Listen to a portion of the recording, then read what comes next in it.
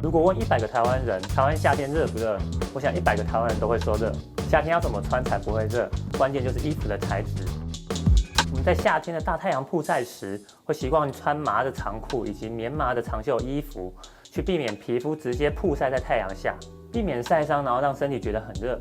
掌握好衣服的材质以及防晒，台湾的夏天就是一个舒适可以接受的气候，而不是在热浪地狱，只想待在冷气房等待太阳西下。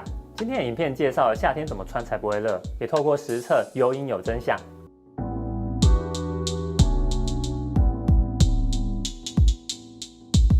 我有够喘的，身体整个大喷汗，穿着透气的棉麻料，衣服虽然全湿，但是不会特别想拉开领口去散热，身体的感觉就是流汗流塌的。而我的身体的热气没有被衣服锁住，降温很顺畅，身体越舒适凉爽，而且会觉得电扇吹得身体很冷，想把电风扇关得小一点。如果挑了棉麻料的衣服，依旧觉得很闷热，那表示挑的棉麻的等级不够高。